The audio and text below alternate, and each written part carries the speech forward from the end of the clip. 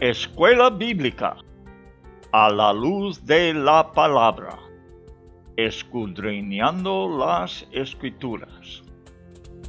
Oh, cantadmelas otra vez, bellas palabras de vida. Hallo en ellas mi gozo y luz, bellas palabras de vida. Sí. Luz a las Naciones, canal cristiano de comunicación, presenta A la luz de la palabra, un estudio expositivo de la palabra de Dios, una presentación minuciosa de toda la Escritura, porque es inspirada por Dios y útil para enseñar, para redarguir, para corregir, para instruir en justicia, a fin de que el hombre de Dios sea perfecto, enteramente preparado para toda buena obra. Palabras de vida, bondadoso te salva y al cielo te llama. Qué bellas son. Escuela Bíblica a la luz de la palabra, edificando sobre la roca. Qué bellas son, bellas palabras de vida.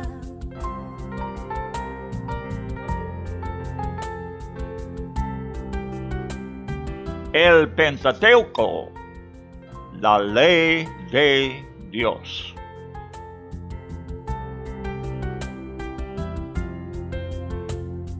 Grato el cántico sonará, bellas palabras de vida.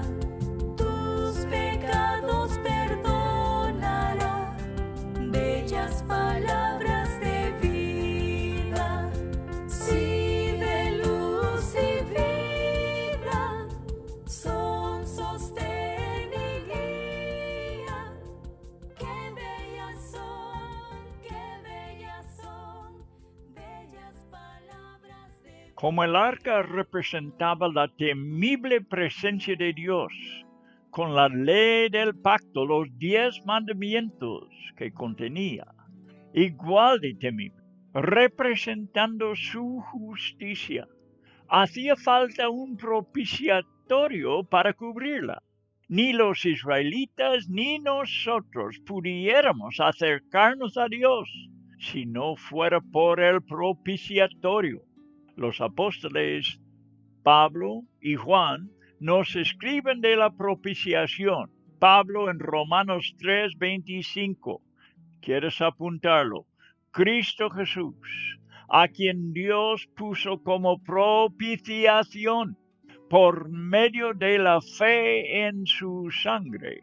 Y Juan, en su carta, 1 de Juan 2, versículo 2, Jesucristo el justo, y Él es la propiciación por nuestros pecados, y no solamente por los nuestros, sino también por los de todo el mundo. En 1 de Juan 4:10, el apóstol sigue diciendo, en esto consiste el amor, no en que nosotros hayamos amado a Dios, sino en que Él nos amó a nosotros y envió a su Hijo en propiciación por nuestros pecados. Lo hacen claro los dos apóstoles que Jesús es la propiciación, es el propiciatorio sobre el arca, que cubre el arca. Jesús es la propiciación por su obra en la cruz. Y el significado es lo siguiente: la propiciación es una obra que aplaca la ira de Dios, y por satisfacer su ira y su justicia, Dios nos trata con misericordia. Era necesario que la asombrosa ley de Dios, que Él demandó que fuera guardada, perfectamente. Y si no, la penalidad fue el castigo eterno. Pero necesitaba recibir una propiciación. El propiciatorio cubrió la ley por la sangre de Cristo. Y ahora, por medio de él, Dios nos puede tratar justamente con su misericordia. Por eso el publicano pudo decir en el Evangelio de Lucas, capítulo 18, versículo 13, Señor, ten propicio de mí. Misericordia en lugar de ira. Este es lo que tenemos ahora. Buenas tardes, amigos oyentes. Espero que podamos ahora entrar en este estudio sobre el tabernáculo con un entendimiento de lo que significa. Son sombras de una realidad que va a aparecer en el futuro. O sea, en el futuro para el israelita. Y fue cumplido en Jesucristo.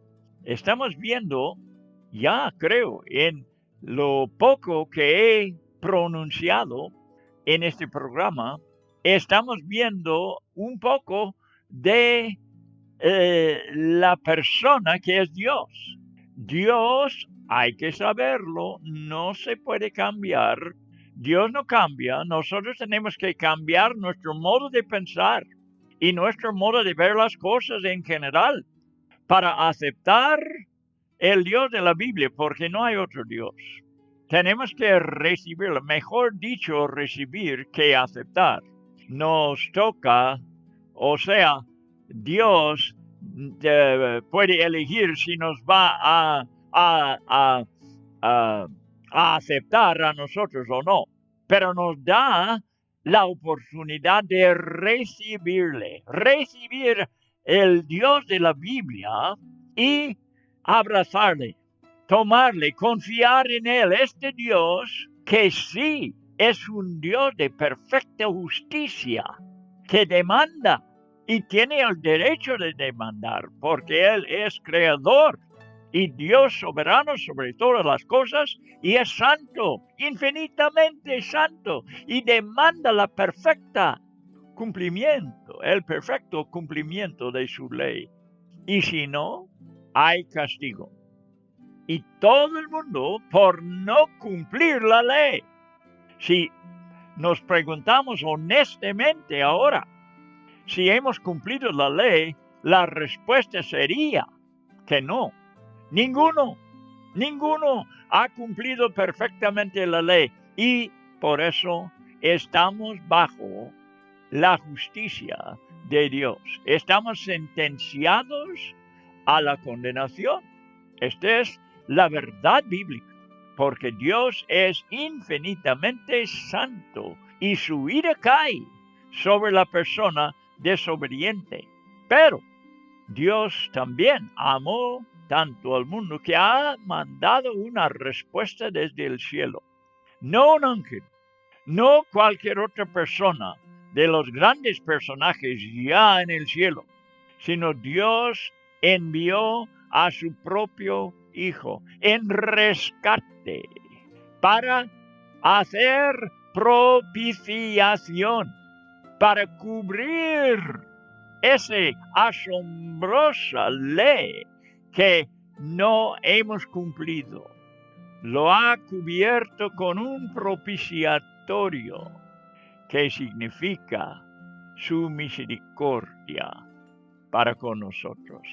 Tenemos que desarrollar este concepto de Dios, un concepto que sea bíblico. Hay mucha gente hoy en día que es muy engañada, porque ellos piensan en un Dios que no es el Dios bíblico.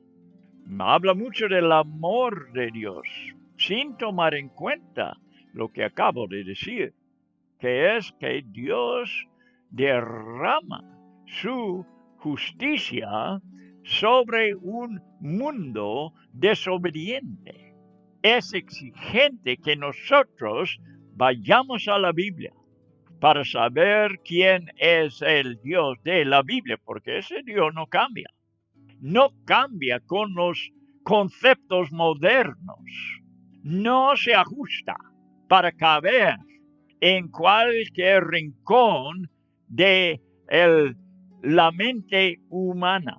Dios es Dios y nosotros tenemos que ajustar nuestra manera de pensar para poder concebir de un Dios bíblico. Tenemos que reconocer sus caminos. Y sus caminos no son nuestros caminos.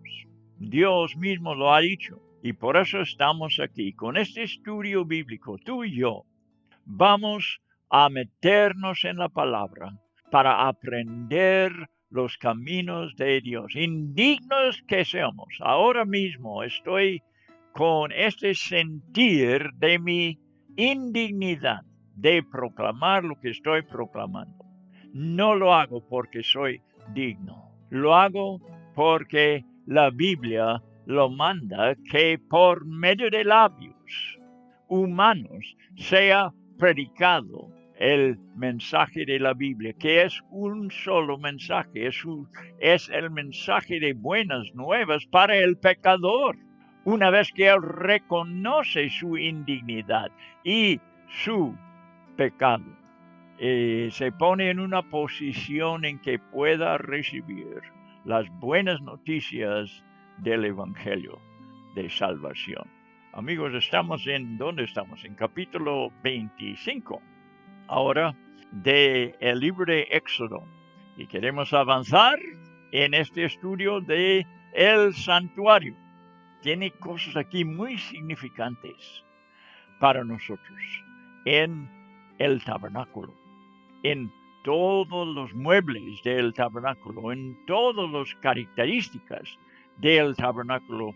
Yo creo vamos a aprender muchas cosas que tienen que ver con la vida cristiana, con lo que hay en Cristo, que Dios ha provisto para nosotros. Y aquí tenemos como sombra, como tipos, como ejemplos, como, podemos decir como una parábola, que el santuario, o sea, el tabernáculo, es una parábola que nos enseña las cosas espirituales que tenemos en Cristo Jesús. El propiciatorio fue exactamente la medida del arca. Se cubría el arca y adentro del arca, como hemos dicho, están los 10 mandamientos que nadie ha guardado. Es asombroso el arca porque representa la presencia de Dios. Pero este está cubierto perfectamente con un propiciatorio de misericordia. Encima del propiciatorio había 2 querubines de oro, que acompañan la presencia de Dios, uno sobre cada lado del propiciatorio, siendo unos con ellos, o sea, son hechos como una entidad. Los rostros de los querubines afrentaban uno al otro mirando el propiciatorio, y sus alas fueron extendidas sobre ello. Esto fue en símbolo el trono de Dios, y de allí él hablaba en su día con Moisés. Ahora pasamos al versículo 23, sea Éxodo 25, 23 hasta 30. Encontraremos un poco de esto en capítulo 26, versículo 35. Si tienes allí tu boli, puedes apuntar estos versículos, porque hablan de la misma cosa y lo estamos juntando para no estar repitiéndolo después, cuando llegamos a esos capítulos. Por ejemplo, capítulo 26, versículo 35, capítulo 35, versículo 13, capítulo 37, 10 hasta 16. Todos mencionan la mesa que está dentro del tabernáculo. Es uno de los muebles, de los pocos muebles que hay dentro del tabernáculo. Fuera del velo en el lugar santo. El lugar santísimo es separado por un velo. Y hay adentro del lugar santísimo está el arca de la presencia con lo que hemos hablado ahora, el propiciatorio. Fuera del templo, al lado santo, está una mesa. Una cosa, hay otras cosas ahí, 3 cosas. Pero la mesa también fue hecho de madera de acacia y cubierta con oro puro. Este oro lo habían traído desde Egipto. Trajeron muchos tesoros de Egipto porque 40 años este pueblo estaba en esclavitud y Dios le dio la recompensa cuando les libró de la esclavitud, pagándoles con un gran galardón de parte de los egipcios que lo daban voluntariamente por la obra que Dios había hecho entre ellos. Así que los enriqueció a los israelitas con mucho oro. La mesa era un poco más que 91 centímetros de largo. Vamos traduciendo, ¿verdad?, las medidas aquí en cosas en que estamos familiarizados. Centímetros. 91 centímetros de largo, más que 45 centímetros de ancho. Y su altura fue 70 centímetros. Relativamente pequeño. Yo me admiro de eso. Estas cosas no eran muy grandes. Ni el tabernáculo fue muy grande. Tenemos que ver su calidad, no su tamaño, para quedarnos asombrados de lo rico que es. La mesa también tenía su cornisa de oro. Tenía una moldura alrededor para firmeza y anillos debajo en cada esquina, debajo de la moldura. Anillos debajo cada esquina, donde extendían las patas. Las varas de acacia cubiertas con oro fueron hechas para llevar la mesa y estas 2 varas entraban en los anillos. Estas varas pudieron ser quitadas para no estorbar a los sacerdotes que servían a la mesa en el tabernáculo. Había utensilios, platos, cucharas, cubiertas o jarros, tazones para libar, todos de oro fino. Sobre la mesa estará constantemente el pan, lo que se llamaba el pan de la proposición. La mesa estará al lado norte del santo tabernáculo. Hemos dicho que hay 3 cosas de muebles.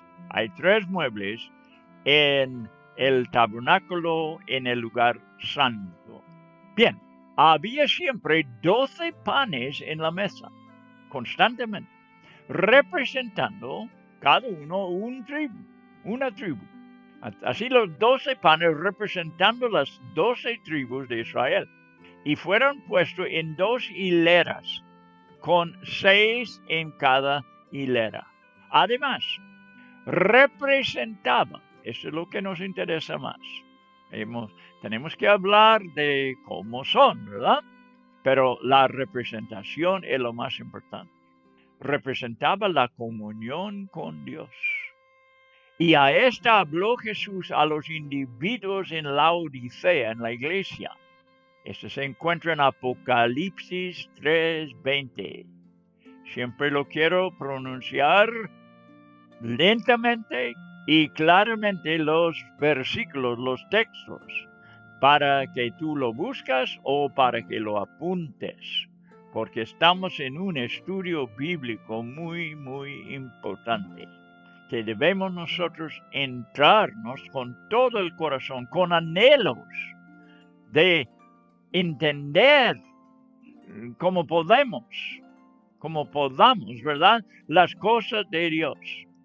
Y en Apocalipsis 3:20, Jesús está hablando a los individuos en la iglesia en Laodicea diciendo, si alguno oye mi voz y abre la puerta, entraré a él y cenaré con él y él conmigo. Por eso está la mesa, por eso está el pan encima.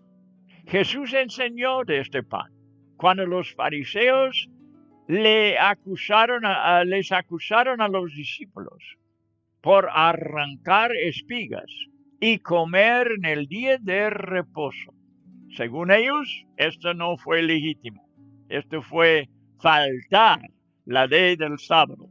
Pero Jesús respondió en Mateo capítulo 12, versículo 4 y 5. Mateo 12, versículo 4 y 5. ¿No habéis leído, dijo Jesús, lo que hizo David cuando él y los que con él estaban tuvieron hambre?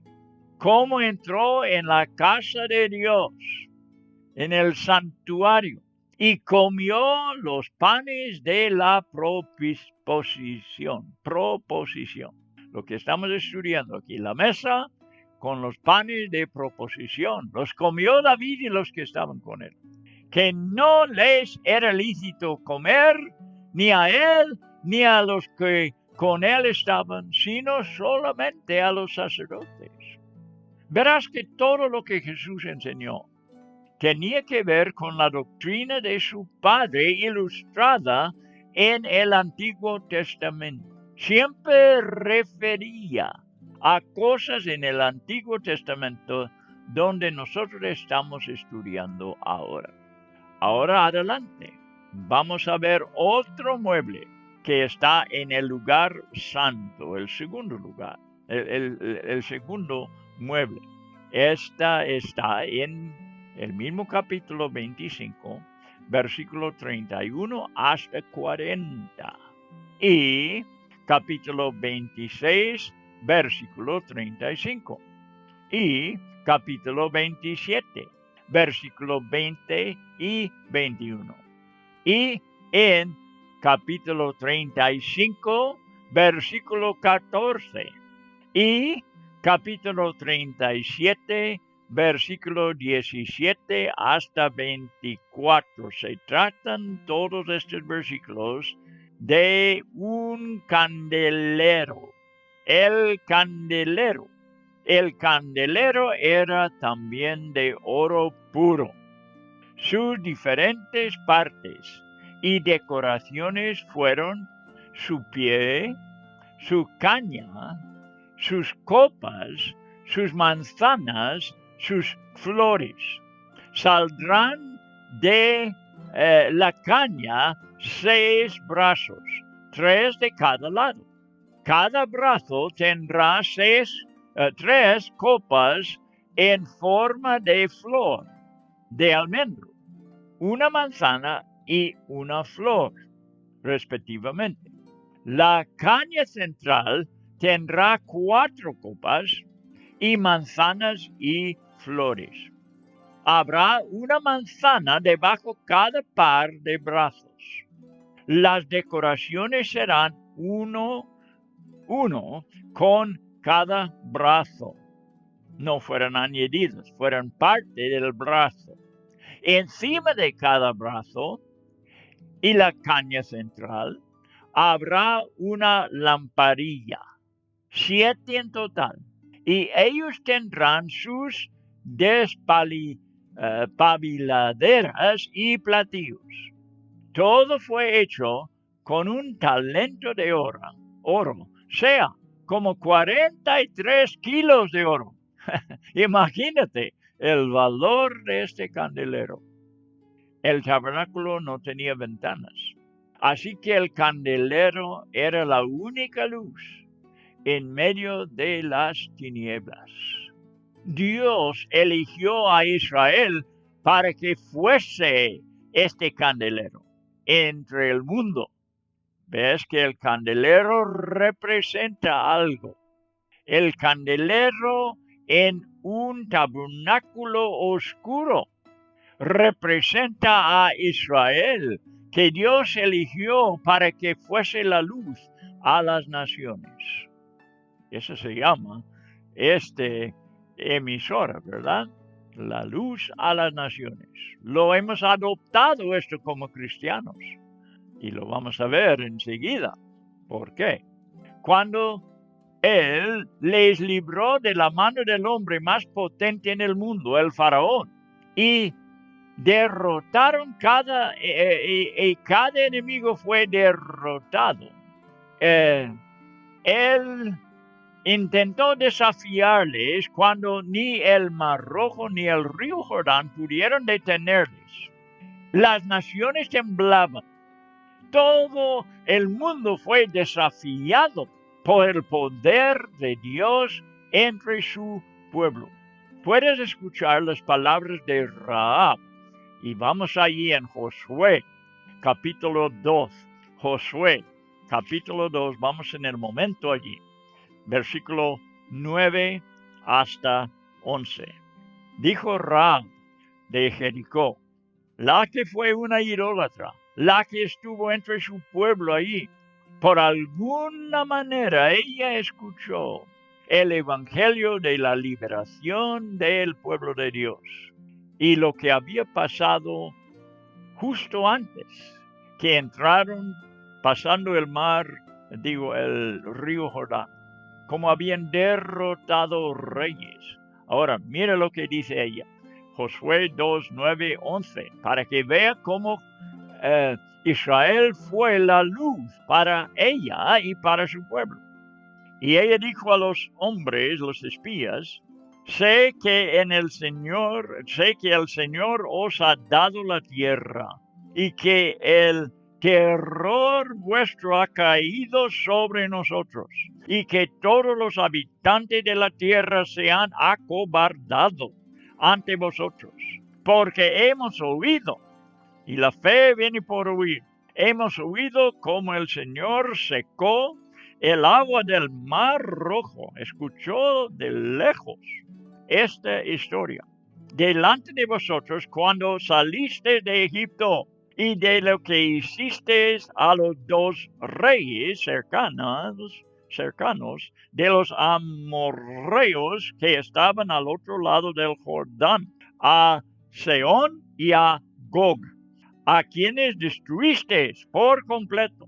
Y cuando lo oímos, fíjate, se acobardó nuestro corazón, no quedando ya valor en hombre alguno por causa de vosotros, porque el Señor vuestro Dios, Él es Dios, arriba en los cielos y abajo en la tierra.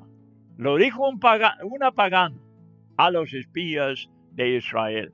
Israel fue la luz. Por medio de Israel, Dios se manifestó con su poder en los tiempos de su gloria, la gloria de Israel, en los reinados de David y Salomón su hijo. El mundo quedó admirado por el éxito de Israel. Vamos a ver, Segundo de Crónicas, capítulo 9. Segundo de Crónicas, capítulo 9. Y versículos 22 y 23. Vamos a ver. Así el rey Salomón llegó a ser más grande que todos los reyes de la tierra en riqueza y sabiduría.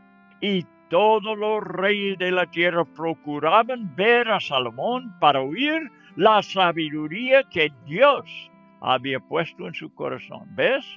Como Israel fue la luz para el mundo. Si el mundo quería ver la luz de Dios, tenía que acudir a Israel. Una judía que fue hecho reina, Esther, reina de los persas, fue proclamada reina en el tiempo del imperio de Persia, y su pariente Mardoqueo fue muy enaltecido en el reino. Dice en Esther, puedes apuntarlo, Esther 8:17, que muchos de entre los pueblos de la tierra se hacían judíos, porque el temor de los judíos había caído sobre ellos en el tiempo del imperio persa. Además, Israel fue la luz para este reino. El profeta Zacarías tuvo una visión que incluía un candelabro. Puedes ir ahí, Zacarías es el penúltimo libro del Antiguo Testamento. Vamos ahí, Zacarías capítulo 4. Zacarías capítulo 4, versículos 2 hasta 6. El profeta Zacarías tuvo una visión que incluía un candelabro, que seguramente representaba su pueblo, alumbrado sobrenaturalmente por aceite. ¿De dónde venía el aceite? Que fluía directamente de 2 olivos. Curioso, ¿verdad? Vamos a ver. Zacarías 4, empezando con versículo 2. Y me dijo, ¿qué ves? El ángel hablando con Zacarías. Y respondí, aquí veo un candelabro, todo de oro, con su depósito en la parte superior, y sus 7 lámparas encima de él, con 7 tubos para cada una de las lámparas que tiene encima. Y junto a él hay 2 olivos, uno a la derecha del depósito, el otro a la izquierda. Continué y dije al ángel que hablaba conmigo, ¿qué es esto, Señor mío? Respondió el ángel que hablaba conmigo y me dijo, ¿no sabes qué es esto? Y respondí, no, Señor mío. Continuó él y me dijo, esta es la palabra del Señor a Zorobabel, no por el poder ni por la fuerza, sino por mi espíritu, dice el Señor de los ejércitos. O en otras palabras, la visión que estaba viendo Zacarías y lo que Dios iba a hacer entre su pueblo sería una obra del Espíritu Santo, una obra directa del Espíritu Santo. Aceite que fluía sin ser producido por algún método, directamente de los olivos a las lámparas. Esta representaba una obra del Espíritu, algo directo de parte de Dios, sin que el hombre lo fabricara. En el Apocalipsis capítulo 11 tenemos una revelación casi idéntica con la de Zacarías. La gran diferencia consistía en 2 candelabros en lugar de 1. Juan reveló que Jesús era la única luz del mundo. Dice en Juan capítulo 1, versículo 4 y 5. Puedes apuntarlo, Juan 1, 4 y 5. En él, en Jesús, en el Verbo, estaba la vida, y la vida era la luz de los hombres. La luz en las tinieblas resplandece. No se olvide que estamos hablando del candelero en el tabernáculo y lo que representa. Jesús mismo proclamó en Juan capítulo 8, versículo 12, yo soy la luz del mundo. Entonces dijo de sus discípulos en Mateo 5:14, vosotros sois la luz del mundo. La luz en ellos era Jesús. Él es la única luz. En él estaba la vida, y la vida era la luz de los hombres, y él ahora están sus discípulos, de modo que ellos son la luz del mundo. Sus seguidores reflejarían la luz de Cristo y serían llamados cristianos, porque se manifestaba la vida de Cristo en ellos. Esto está en Hechos 11:26. Hechos 11:26. Los discípulos fueron llamados cristianos. En capítulos 1 hasta 3 de Apocalipsis, las iglesias de Asia Menor Eran 7 candelabros o candeleros, y seguramente Jesús era la caña que los unían. Pablo dijo que al llegar la plenitud de los gentiles, todo Israel será salvo. Romanos 11:26. Romanos 11:26. Un versículo muy importante. Todo Israel será salvo. ¿Serán la iglesia y los judíos los 2 candelabros, los 2 candeleros en Apocalipsis 11? Solo quiero que lo piensen. Los profetas, especialmente Isaías, profetizaron del papel que Israel tomaría en el tiempo del milenio. Zacarías 8, versículo 20. En aquellos días acontecerá que 10 hombres de las naciones, que son gentiles. Las naciones es otro nombre para los gentiles.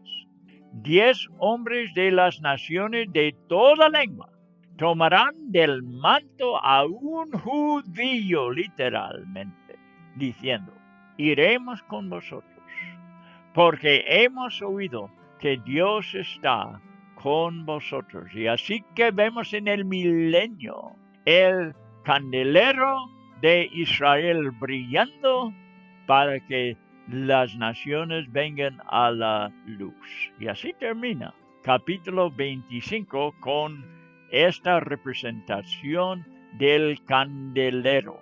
Y hemos hablado de su significado. Ahora pasamos a capítulo 26. Y allí, desde versículo 1 hasta 33, tenemos cómo debe construirse todo el tabernáculo. Vemos algo de eso en capítulo 35, versículo 11. El capítulo 26 tiene que ver con el tabernáculo mismo en el desierto.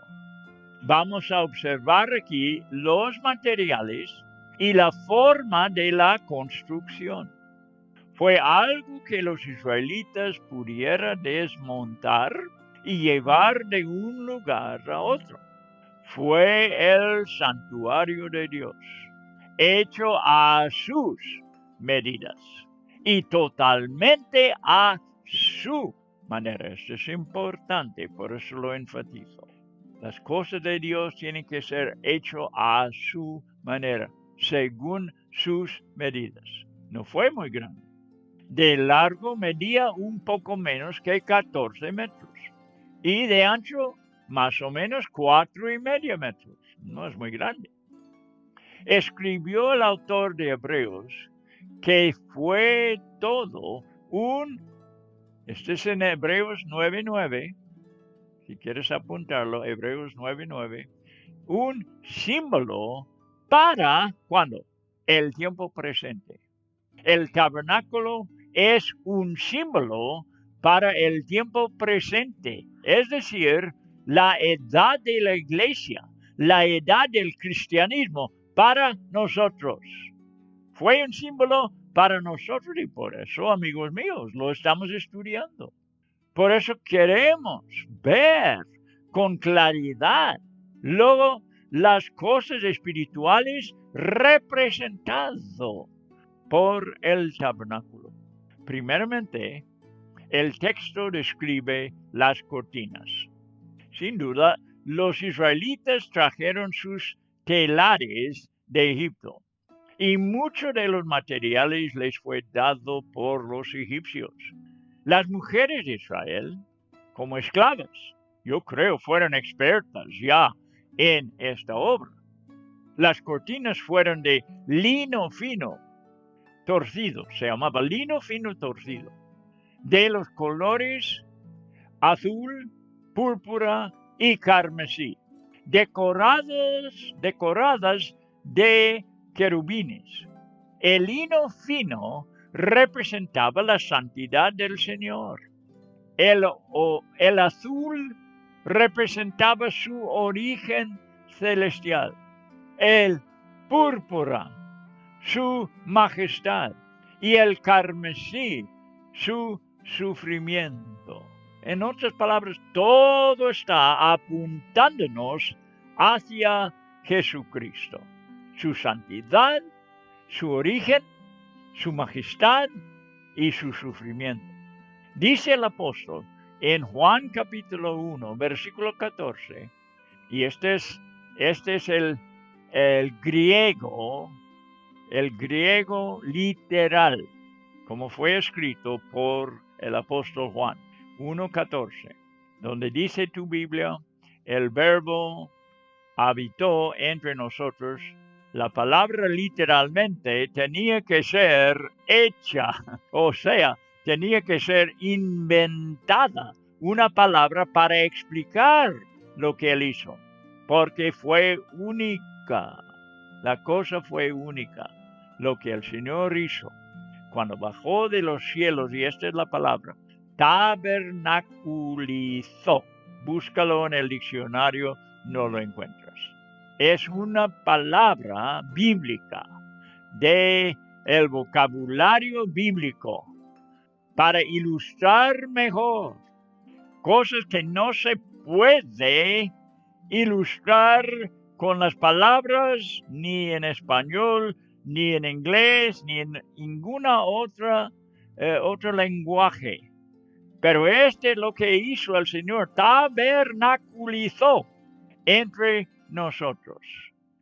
¿Y qué quería decir? Bueno, Él fue el tabernáculo, andando en medio de la humanidad en su día. Lo que veía la gente de aquel entonces, el tiempo de Jesús, del tiempo de su ministerio, lo que veía ellos era el tabernáculo de Dios moviéndose entre ellos en persona.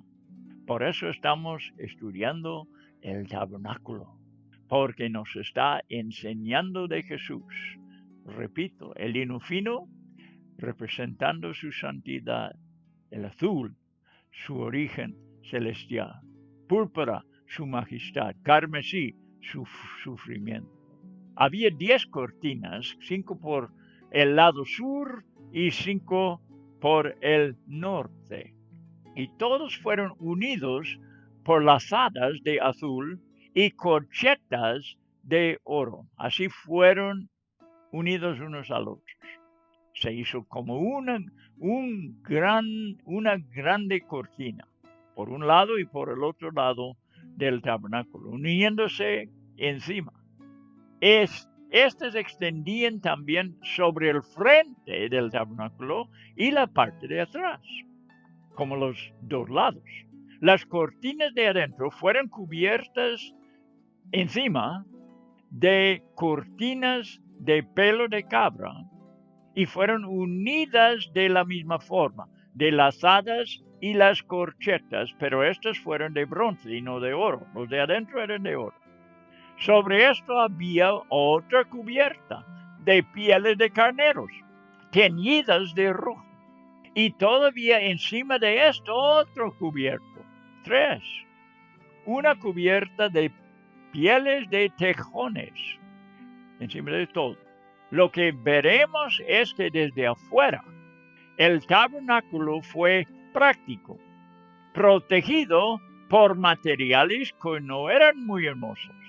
Uno tenía que entrar para ver la hermosura de adentro, y puedo decir que así es el cristianismo. Si uno lo ve de afuera, dice, eso no me interesa, eso no me interesa. Pero yéndose adentro, ve uno la hermosura. Siéndose cristiano, uno empieza a experimentar la hermosura de Cristo y todo lo que Él representa. Por eso dijo Isaías 53, versículo 2, muy importante. Isaías 53, versículo 12, no hay parecer en Él, ni hermosura.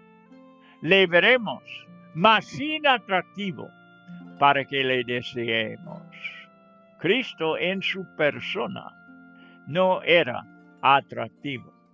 Era la vida, la gloria que se veía de Él, que venía desde su interior. Este es lo que le hizo hermoso. El armazón, sobre lo que fueron colgadas las cortinas, eran tablones de madera de acacia, puestos de forma vertical, unidos por espigas. Fueron puestos en basas de plata. También había barras que pasaban por todo lo largo de las tablas en cada lado del tabernáculo. Las tablas fueron cubiertas de oro, y también fueron los anillos por los cuales pasaban las barras. Ellos eran de oro puro. Moisés vio el modelo en el monte y tenía que hacerlo de la misma forma como él los vio. Es muy importante ver que el santuario para la presencia de Dios tenía que ser exactamente como él lo quiso. Y nada fue por la creatividad ni la imaginación del hombre, por favor. Así tienen que ser las cosas de Dios hasta la fecha. Dios no necesita nuestra creatividad. Si lo hacemos a su modo, a su manera, será bastante creativo. Adentro del tabernáculo había un velo del mismo material, un velo, esto nos interesa mucho, y decoraciones como las cortinas, con querubines de los mismos 3 colores. Versículo 32 describe cómo deben ser puestos. El velo dividía el tabernáculo en 2 partes, el lugar santo y el lugar santísimo. Esto eran las 2 partes. El lugar santo, la santidad de Dios, y el lugar santísimo, que es una santidad inexplicable. Este fue el velo que fue roto desde arriba para abajo cuando Cristo murió. Este velo en el templo, en el tiempo de Jesús, fue roto. En el tabernáculo tenía 4 columnas de madera de acacia cubiertas de oro, con capiteles de oro sobre basas de plata, sosteniéndolo. La hermosura fue adentro, visto por los que tenían el privilegio de entrar. El tabernáculo simbolizaba la unión de Dios con su pueblo, lo que Él deseaba. Desde la creación del hombre, fue en el centro del campamento de Israel. Y cada persona que salía de su tienda en el desierto, lo primero que viera sería el tabernáculo. Y algún día, en la perfección, porque para allí vamos, Apocalipsis 21, terminando la Biblia, dice así: he aquí el tabernáculo de Dios con los hombres, y Él morará con ellos. ¿Cuánto tiempo? Para siempre. Este es el fin del hombre. Dios haciendo su tabernáculo entre ellos.